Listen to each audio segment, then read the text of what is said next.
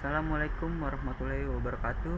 Perkenalkan, nama saya Andika Pramana Putra dari Pendidikan Geografi Ganjil, NPM 19130340055. Saya akan membacakan buku Sistem Ekologi karya Amira Naura Hasna.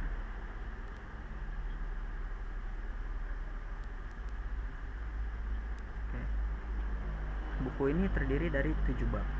Bab pertama, pengertian, sejarah, dan ruang lingkup ekologi. Ekologi adalah ilmu yang mempelajari tentang interaksi atau hubungan timbal balik antara makhluk hidup dengan lingkungannya.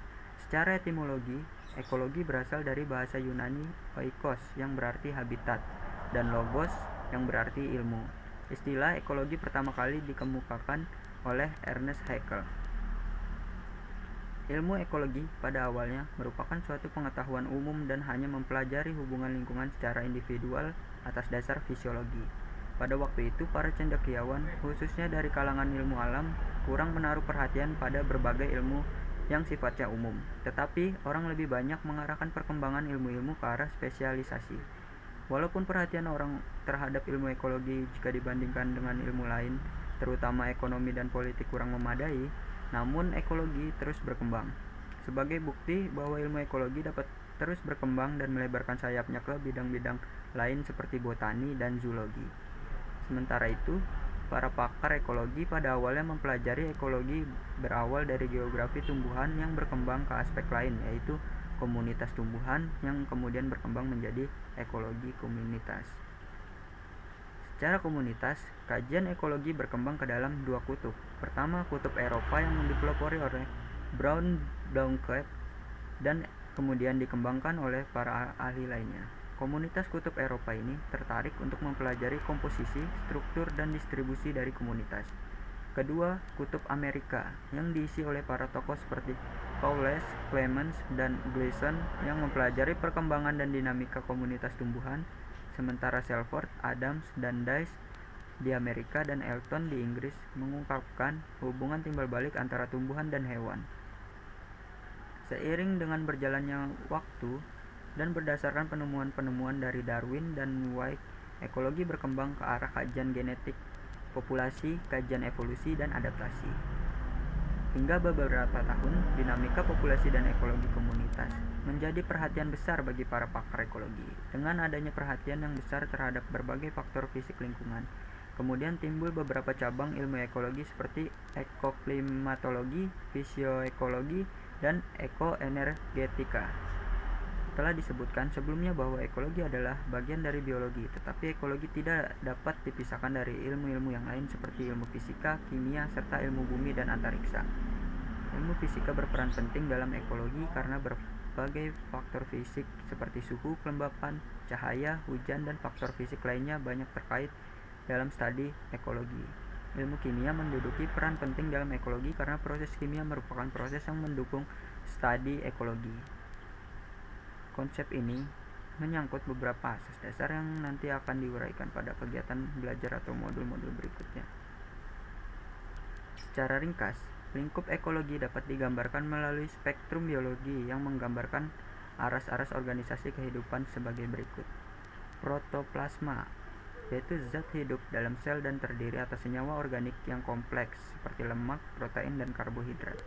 Sel adalah satuan dasar suatu organisme yang terdiri atas protoplasma dan inti yang terkandung dalam membran.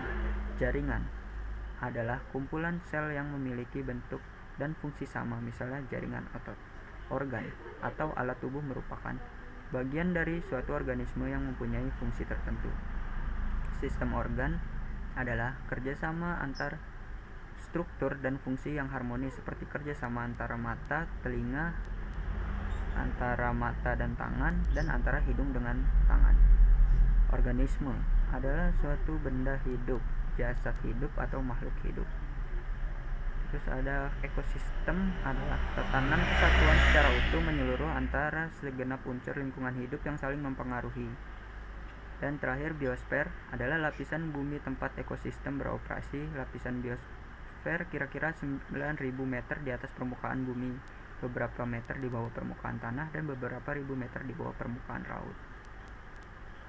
Di antara ruang lingkup atau beberapa aspek yang dipelajari oleh para ahli ekologi adalah perpindahan energi dan materi dari makhluk hidup yang satu ke makhluk hidup yang lain ke dalam lingkungannya dan faktor yang menyebabkannya, perubahan atau dinamika populasi atau spesies pada waktu yang berbeda dalam faktor-faktor yang menyebabkannya.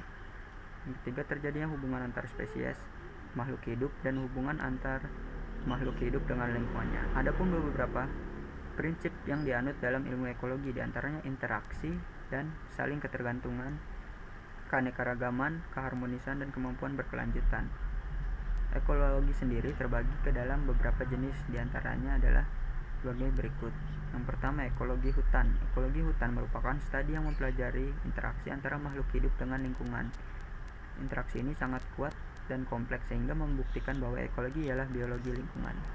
Yang kedua, ekologi laut. Ekologi laut adalah studi yang mempelajari tentang ekosistem air laut. Ekosistem air laut dibedakan atas lautan, pantai, estuari, terumbu karang, dan padang lamun. Yang ketiga ada ekologi estuari. Estuari atau muara adalah tempat berkumpulnya sungai dan laut. Estuari sering dibatasi oleh lempengan lumpur intertidal yang luas atau rawa garam. Yang keempat ada ekologi padang lamun. Lamun ada pada umumnya membentuk padang lamun yang sangat luas di dasar laut yang masih bisa dijangkau oleh cahaya matahari yang memenuhi pertumbuhannya. Nah, pada bab 1 ini kesimpulan yang dapat saya ambil yaitu ekologi merupakan cabang ilmu yang masih relatif baru. Akan tetapi, ekologi mempunyai pengaruh yang besar terhadap cabang biologinya. Dalam ekologi, makhluk hidup dipelajari sebagai kesatuan atau sistem dengan lingkungannya. Dengan kata lain, ekologi mempelajari tentang bagaimana makhluk hidup dapat mempertahankan kehidupannya dengan mengadakan hubungan antar makhluk hidup dan dengan benda tak hidup di dalam tempat hidupnya atau lingkungannya.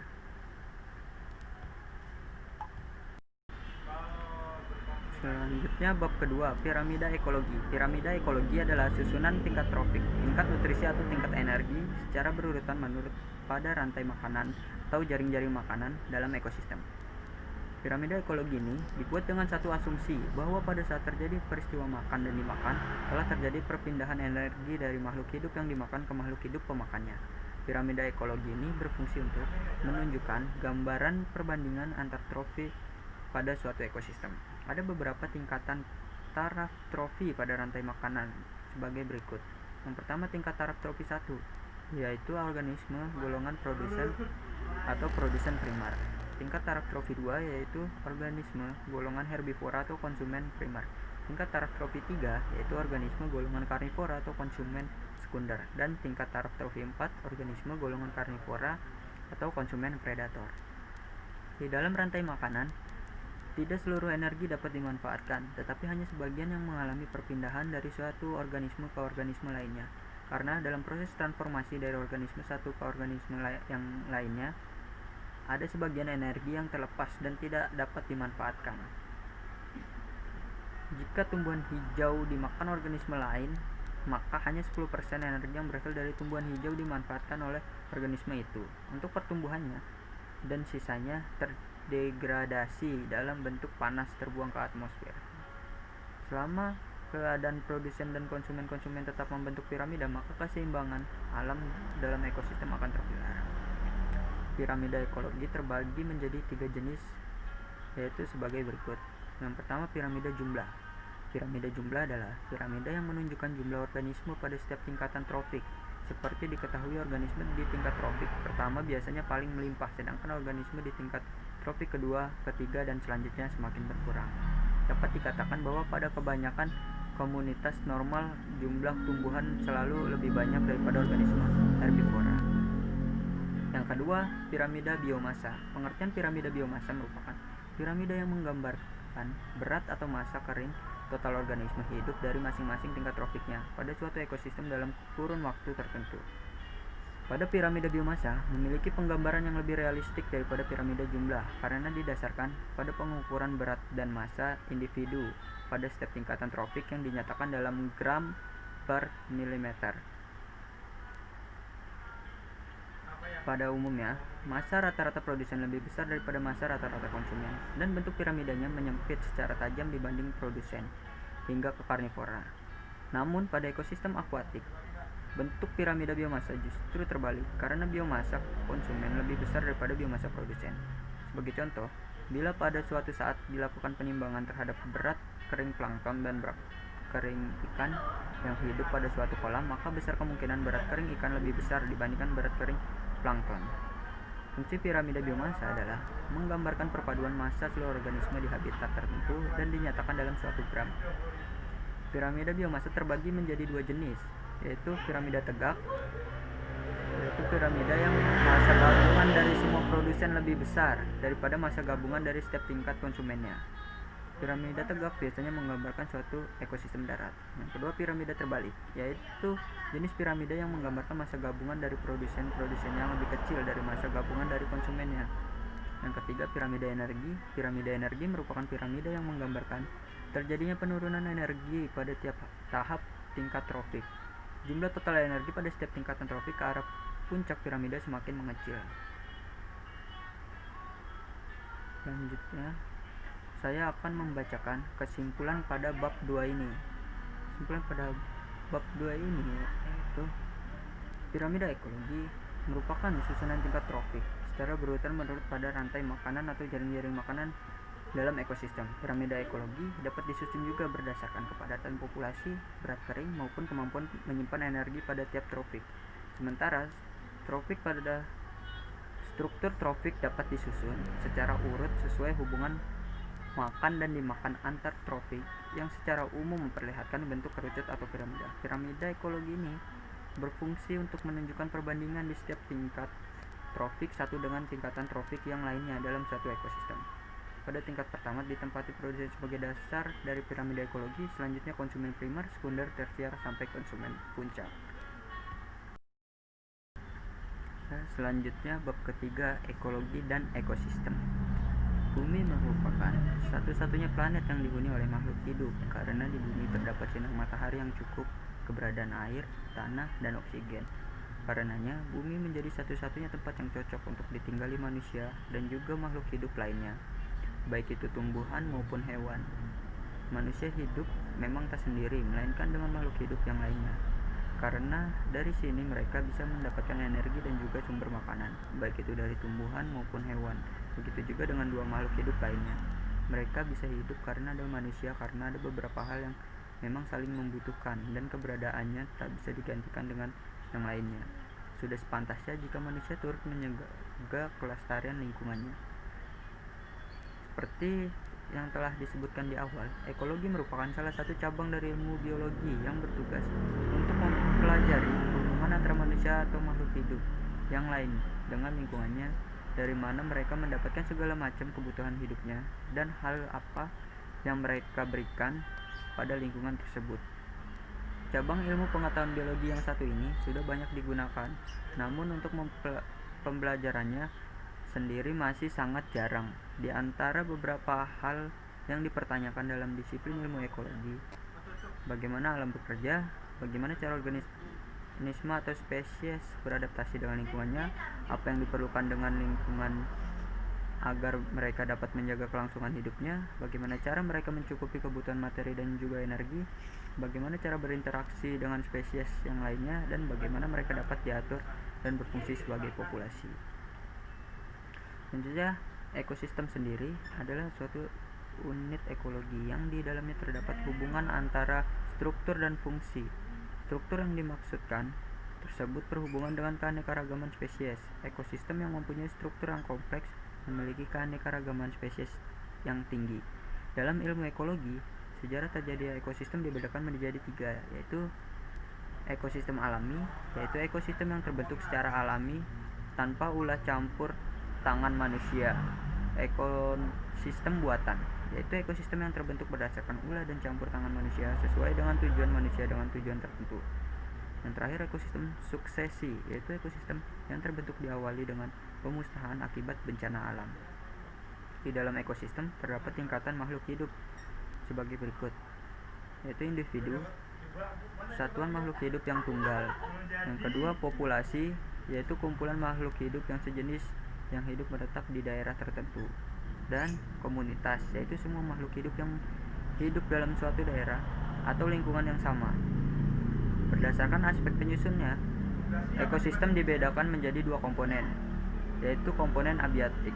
Di dalam suatu ekosistem, komponen abiotik yang terdiri atas bahan-bahan tidak hidup sangat mempengaruhi kehidupan komponen biotik yang termasuk ke dalam komponen abiotik di dalam ekosistem, antara lain udara, air, tanah, suhu, kelembapan, garam mineral, cahaya matahari, derajat keasaman, dan topografi.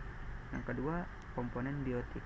Berdasarkan jenisnya, komponen biotik yang terdiri atas makhluk-makhluk hidup di dalam ekosistem dapat dibedakan menjadi dua macam, yaitu organisme autotrof, yaitu semua organisme yang mampu membuat atau mensintesis sendiri makanannya berupa bahan organik dan bahan-bahan anorganik melalui proses fotosintesis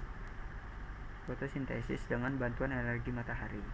Yang kedua, organisme heterotrof, yaitu organisme yang tidak dapat membuat makanannya sendiri, akan tetapi memanfaatkan bahan-bahan organik dari organisme lainnya sebagai bahan makanannya. Organisme ini terdiri atas 3 tingkatan sebagai berikut, yaitu produsen, konsumen, dan dekomposer. Berikut adalah penjelasan tentang jenis-jenis ekosistem. Yang pertama ada ekosistem perairan akuatik. Ekosistem perairan terbagi menjadi dua, yaitu ekosistem air tawar dan ekosistem air laut. Ekosistem air tawar umumnya dibagi menjadi dua kelompok, yaitu lentik dan lotik. Lentik merupakan habitat air yang tidak terdapat arus air yang mengalir terus, contohnya danau. Sementara lotik adalah habitat air yang mengalir, contohnya sungai. Selanjutnya ekosistem laut. Ekosistem laut biasa juga dinamakan sebagai ekosistem bahari. Ekosistem bahari merupakan ekosistem paling luas di permukaan bumi. Lebih dari 2/3 bagian bumi ini merupakan ekosistem laut. Selanjutnya, ekosistem darat. Ekosistem darat dibedakan berdasarkan iklim dan vegetasi dominan wilayah tersebut menjadi beberapa bioma. Meskipun batas wilayah penyebaran bioma di muka bumi tidak terlalu jelas, namun berdasarkan vegetasi tumbuhan dominannya terdapat dibedakan menjadi bioma tundra, bioma taiga, bioma hutan hujan tropis, bioma savana, dan bioma gurun serta hutan gugur. Pertama, bioma gurun. Bioma gurun terdapat di Asia, Afrika, India, Amerika, dan Australia. Bioma padang rumput. Bioma savana. Padang rumput terdapat di wilayah beriklim sedang sampai tropis dengan curah hujan 25 cm sampai 75 cm per tahun. Selanjutnya, bioma hutan gugur. Bioma hutan gugur terdapat di daerah beriklim sedang dan tersebar di Amerika Timur, Eropa Tengah, dan Asia Timur. Bioma ini memiliki ciri-ciri suhu yang sangat rendah pada musim dingin dan sangat panas pada musim panas. Selanjutnya, hutan hujan tropis. Bioma hutan hujan tropis terdapat di kawasan garis khatulistiwa di seluruh dunia, seperti Asia Tengah, termasuk Indonesia, Amerika Tengah dan Selatan, Afrika, serta Australia. Hutan hujan tropis memiliki temperatur dengan kisaran 25 derajat Celcius per tahun dan curah hujan yang tinggi sekitar 200 cm per tahun. Selanjutnya, bioma taiga. Bioma taiga dikenal sebagai hutan konifer, merupakan bioma terluas di bumi. Bioma ini memiliki curah hujan 35 cm sampai dengan 45 cm per tahun. Daerah ini sangat basah karena penguapan yang rendah. Tanah di bioma taiga bersifat asam. Bioma taiga terdapat di daerah yang beriklim sedang dengan curah hujan sekitar 100 cm per tahun. Selanjutnya, bioma tundra. Bioma tundra terdapat di bumi bagian utara, yaitu di kutub utara yang memiliki curah hujan yang rendah. Oleh karena itu, hutan tidak dapat berkembang di daerah ini. Pada musim dingin, air dalam tanah dingin dan membeku sehingga tumbuhan tidak dapat tumbuh besar. Dan kita ada ekosistem buatan. Ekosistem buatan adalah ekosistem yang dengan sengaja dibuat sesuai kebutuhan manusia. Ekosistem buatan memiliki ciri-ciri, yaitu komponen penyusun yang ada di dalamnya memperoleh energi dari luar ekosistemnya, memiliki keanekaragaman hayati yang rendah, serta hewan dan tumbuhan yang ada di dalamnya lebih banyak didominasi oleh perlakuan manusia. Contoh ekosistem buatan antara lain bendungan, hutan tanaman industri, ekosistem sawah, agroekosistem, dan ekosistem hutan tanaman produksi. Pada bab ini, kesimpulan yang dapat saya sampaikan yaitu bahwa dengan kata lain, ekologi dapat diartikan sebagai suatu cabang ilmu yang mempelajari pola timbal balik antara makhluk hidup dengan makhluk hidup yang lainnya atau dengan lingkungannya. Tidak hanya sebatas hubungan antara makhluk hidup dengan lingkungan, melainkan juga hasil akhir atau timbal baliknya, mengingat jika tak ada timbal balik yang didapatkan, maka alam ini juga tak akan bisa bekerja sebagaimana mestinya. Karena memang objek awalnya berasal dari ekosistem, maka dalam mempelajari ekologi tersebut, tentunya manusia tak akan bisa dipisahkan dari ekosistem berikut dengan berbagai komponen penyusunnya, yaitu faktor abiotik dan biotik.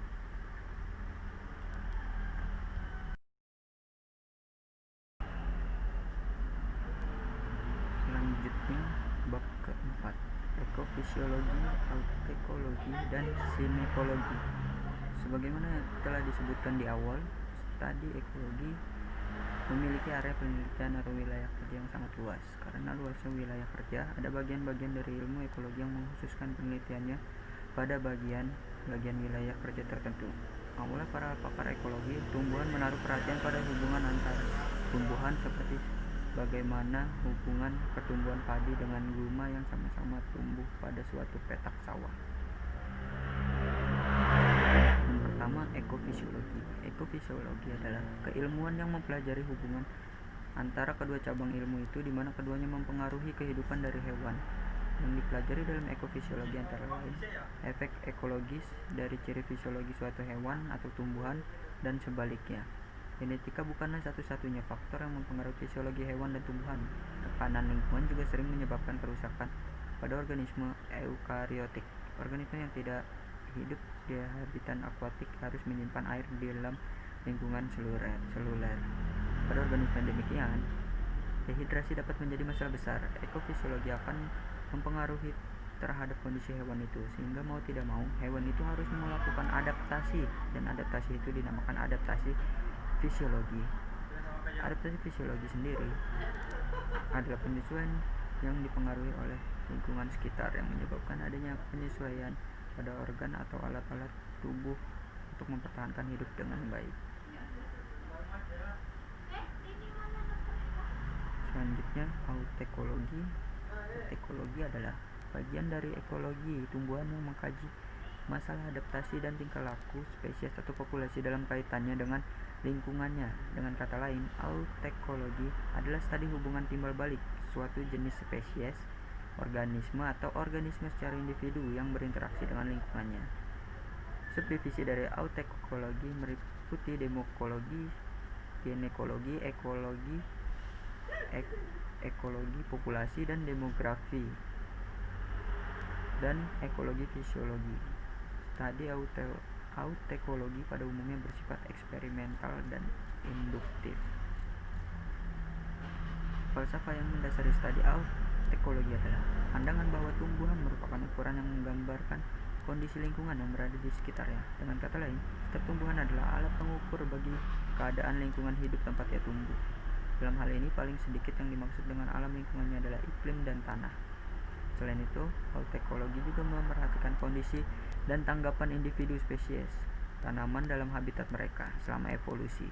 Tumbuhan telah menempati setiap habitat terestrial dengan kondisi mulai dari iklim tropis, es abadi, padang rumput, padang gurun, dan tempat dengan salinitas tinggi di mana kandungan nutrisinya yang sangat rendah. Contoh autekologi misalnya mempelajari sejarah hidup suatu spesies organisme, perilaku, dan adaptasinya terhadap lingkungan. Jadi jika kita mempelajari hubungan antar pohon pinus merkusi dengan lingkungannya, maka itu termasuk autekologi. Yang ketiga, sinekologi, ekologi komunitas. Sinekologi adalah ekologi yang mempelajari kelompok organisme yang tergabung dalam satu kesatuan dan saling berinteraksi dalam daerah tertentu. Misalnya, mempelajari struktur dan komposisi spesies tumbuhan di hutan rawa, hutan gambut, atau di hutan payau. Mempelajari pola distribusi binatang liar di hutan alam, hutan wisata, suaka marga satwa, atau di taman nasional, dan lain sebagainya. Sebagai sinetologi pada umumnya bersifat filosofis, edukatif, dan umumnya deskriptif. Sinetologi. Sinekologi berkembang dari geografi tumbuhan yang mengkaji pada tingkat komunitas. Sinonim dari sinekologi adalah ekologi komunitas, filososiologi, geobotani, ilmu vegetasi, dan ekologi vegetasi. Falsafah yang mendasari studi sinekologi adalah pandangan bahwa tumbuhan secara keseluruhan merupakan suatu kesatuan yang dinamis. Masyarakat tumbuhan dipengaruhi oleh dua hal, yaitu masuknya unsur-unsur tumbuhan dan turun naiknya berbagai variabel lingkungan hidup. Dalam sinekologi, komunitas tumbuhan atau vegetasi mempunyai perilaku sebagai suatu organisme yang utuh. Vegetasi bisa lahir, tumbuh, matang, dan akhirnya mati. Dua bidang kajian utama dalam sinekologi adalah bidang kajian tentang klasifikasi komunitas tumbuhan dan bidang kajian tentang analisis ekosistem. Contoh studi sinekologi adalah ekologi hutan hujan tropis yang mengkaji berbagai jenis tumbuhan yang ada, populasi masing-masing jenis, kerapatan persatuan luas, fungsi berbagai tumbuhan yang ada, kondisi hutan atau tingkat kerusakan, hubungannya dengan tanah, air, atau komponen fisik lainnya. Kesimpulan pada bab ini yang dapat saya sampaikan yaitu ekofisiologi. Ekofisiologi adalah keilmuan yang mempelajari hubungan antara kedua cabang ilmu itu, di mana keduanya mempengaruhi kehidupan dari hewan. Dengan kata lain, ekofisiologi lebih menekankan pada adaptasi pada fisiologi hewan yang ada. Adaptasi fisiologi ini penekanannya menyangkut fungsi alat tubuh yang umumnya terletak di bagian dalam tubuh mengalami perubahan sehingga tetap bertahan hidup. Adaptasi ini sangat berbeda dengan adaptasi morfologi yang dengan mudah dapat dikenali, sebab adaptasi ini berkaitan dengan fungsi organ tubuh bagian dalamnya. Untuk autekologi mencoba untuk menjelaskan mengapa suatu spesies dapat terdistribusi, bagaimana sifat fenologi, fisiologi, morfologi, dan tingkah laku atau genetik dari suatu spesies yang sukses terus pada suatu habitat. Mereka mencoba menggambarkan bagaimana pengaruh lingkungan pada tingkat populasi organismik dan suborganismik. Lanjut pada sinekologi. Sinekologi merupakan tingkatan lebih besar dalam ekologi tanaman, perluasan populasi berdasarkan perbanyakan dan persebaran. Sinekologi tidak melihat individu secara sendiri, melainkan perilaku populasi baik secara spasial maupun temporal. Terdiri dari pertumbuhan populasi homoeostasi. Umumnya, vegetasi alami terdiri dari keanekaragaman spesies yang memanfaatkan sumber daya yang ada.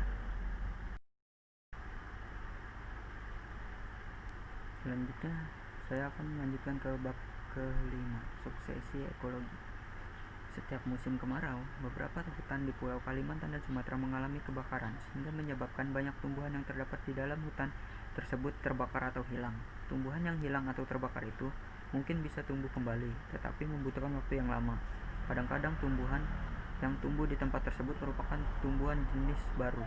Proses peralihan seperti itulah yang disebut suksesi ekologi. Seperti yang diketahui, individu penyusun populasi dalam suatu ekosistem selalu tumbuh dan berkembang. Faktor lingkungan dalam suatu ekosistem juga terus-menerus mengalami perubahan. Adanya perubahan-perubahan pada populasi mendorong perubahan pada komunitas. Perubahan yang terjadi lantas menyebabkan ekosistem berubah. Perubahan ekosistem akan berakhir setelah terjadi keseimbangan ekosistem. Keadaan ini merupakan klimaks dari ekosistem. Apabila pada kondisi seimbang datang gangguan dari luar, keseimbangan ini dapat mengakibatkan perubahan yang akan selalu mendorong terbentuknya keseimbangan baru. Jadi secara singkat, suksesi itu adalah perubahan. Suksesi terjadi sebagai akibat dari modifikasi lingkungan fisik dalam komunitas atau ekosistem. Berdasarkan kondisi komunitas awal pada daerah yang mengalami suksesi, maka tipe suksesi dapat dibedakan menjadi dua, yaitu suksesi primer dan sekunder. Suksesi primer adalah suksesi yang terjadi pada lahan atau wilayah yang mulai tidak bervegetasi atau lahan yang pernah bervegetasi tetapi mengalami gangguan berat sehingga komunitas asal hilang secara total atau tidak ada lagi kehidupan. Gangguan berat tersebut antara lain letusan gunung berapi, gempa bumi, tanah longsor, endapan lumpur di muara sungai, endapan pasir di pantai, dan meluapnya lumpur panas.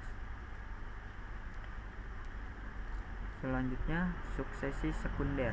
Suksesi sekunder adalah suksesi yang terjadi pada lahan atau wilayah yang pada awalnya telah bervegetasi sempurna, kemudian mengalami kerusakan, tetapi tidak sampai menghilangkan komunitas asal secara total. Pada suksesi primer, vegetasi dan bakal kehidupan lainnya berasal dari luar habitat asli, sementara pada suksesi sekunder, vegetasi dan bakal kehidupan lainnya dari habitatnya sendiri dan sebagian lainnya berasal dari luar. Dengan kata lain, suksesi sekunder merupakan pembentukan suatu ekosistem yang telah rusak keadaan awalnya sebelum terganggu. Suksesi ini dapat terjadi karena kebakaran, perusakan oleh manusia, dan gempa bumi. Proses suksesi sekunder ini lebih cepat dibanding dengan suksesi primer. Hal ini dikarenakan pada suksesi sekunder tidak diperlukan lagi adanya tahapan pembentukan komunitas pionir. Suksesi sekunder terjadi bila suatu komunitas mengalami gangguan, baik secara alami maupun buatan. Gangguan tersebut tidak merusak total tempat tumbuh organisme, sehingga dalam komunitas tersebut substrat lama dan kehidupan masih ada. Pada bab ini yang dapat saya simpulkan adalah suksesi ekologi, dengan kata lain, merupakan proses perubahan atau perkembangan dalam suatu komunitas ekosistem yang berlangsung melalui tahap-tahap tertentu secara lambat dan teratur dalam waktu yang lama menuju ke satu arah dan menyebabkan pergantian suatu komunitas ekosistem oleh komunitas ekosistem lainnya.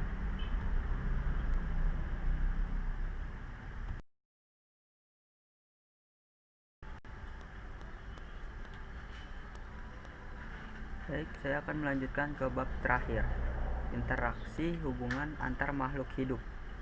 Di dalam suatu lingkungan terdapat makhluk hidup biotik dan benda tak hidup abiotik seperti udara, air, dan tanah. Di alam terdapat saling ketergantungan antar makhluk hidup, juga antara makhluk hidup dengan lingkungannya yang tak hidup. Tumbuhan dan hewan termasuk makhluk hidup, sedangkan air, tanah, dan batu-batu merupakan makhluk tak hidup. Makhluk hidup dan tak hidup dapat saling berhubungan satu sama lain. Contohnya di danau, ikan memerlukan air dan gas oksigen untuk bernapas. Oksigen dapat diperoleh dari tumbuhan. Tumbuhan memerlukan air dan sinar matahari untuk hidup. Di dalam hutan juga terjadi hubungan antara makhluk hidup dan lingkungannya. Di hutan, tumbuhan memerlukan air dan sinar matahari. Tumbuhan menghasilkan makanan untuk tumbuhan itu sendiri ataupun untuk hewan dan tempat hidup hewan. Hewan seperti cacing dapat menggemburkan tanah, begitu juga burung-burung dapat membantu proses penyerbukan. Di laut terjadi hubungan antar makhluk hidup dengan lingkungannya. Manusia membutuhkan hewan dan tumbuhan untuk memenuhi kebutuhannya. Manusia memanfaatkan hewan sebagai bahan makanan seperti daging, telur, dan susu. Ayam diambil telur dan dagingnya, sedangkan sapi diambil susunya. Hewan juga dimanfaatkan tenaganya untuk meringankan pekerjaan manusia. Sapi dan kuda digunakan untuk menarik gerobak, kerbau digunakan untuk membajak sawah. Manusia juga memanfaatkan hewan untuk kesenangannya. Burung dipelihara manusia untuk didengar suaranya yang merdu. Manusia juga membutuhkan tumbuhan untuk berbagi keperluan. Manusia memanfaatkan tumbuhan sebagai bahan makanan, antara lain nasi dan sayuran serta buah-buahan. Kapas digunakan manusia untuk membuat pakaian. Selain itu, tumbuhan juga dimanfaatkan sebagai bahan pembuat rumah. Manusia sangat membutuhkan tumbuhan untuk memenuhi kebutuhannya yang sangat banyak. Hubungan antara manusia, tumbuhan, dan hewan dapat dilihat di bawah ini. Tumbuhan dimanfaatkan oleh hewan sebagai bahan makanan dan tempat tinggalnya. Hewan pemakan tumbuhan seperti kambing dan sapi memakan rumput sebagai makanan utamanya. Sementara beberapa hewan seperti berbagai jenis burung juga memanfaatkan tumbuhan sebagai sumber bahan makanan dan tempat tinggal. Sedangkan tumbuhan membutuhkan hewan untuk membantu ketersediaan makanan tumbuhan yang berasal dari kotoran hewan. Tumbuhan juga membutuhkan hewan untuk perkembangbiakannya. Pada beberapa tumbuhan ada yang penyerbukannya dibantu oleh hewan. Beberapa contoh ketergantungan antar makhluk hidup antara lain sebagai berikut. Manusia membutuhkan tumbuhan sebagai sumber makanannya.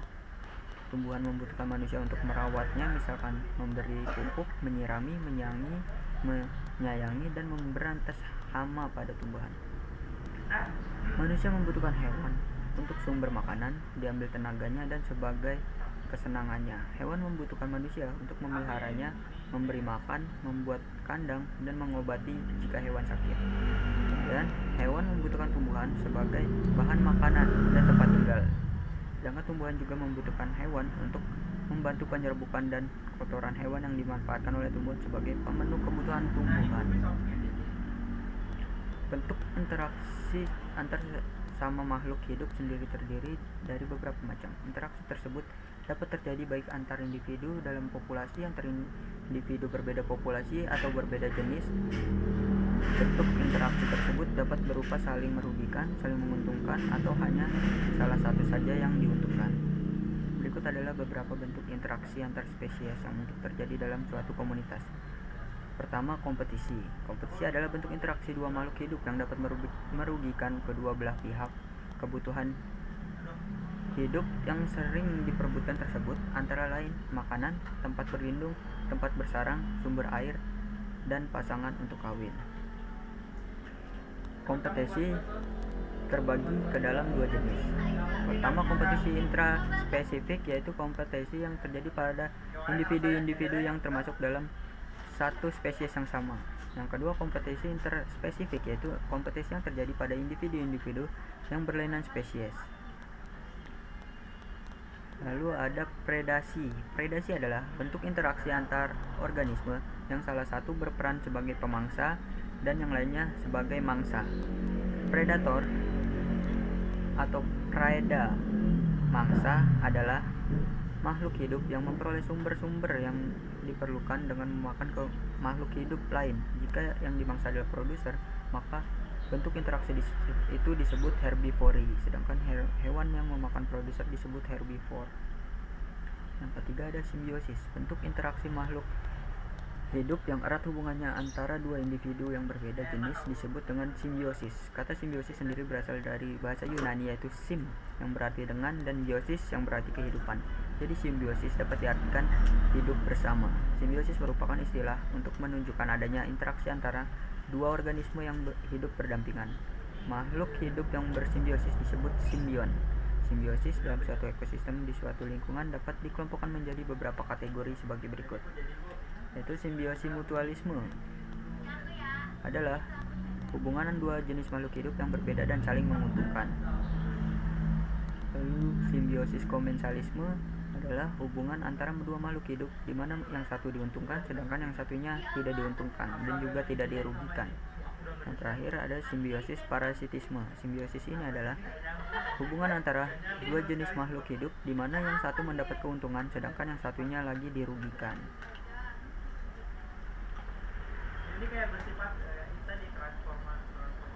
Yang dapat saya simpulkan dari bab terakhir ini yaitu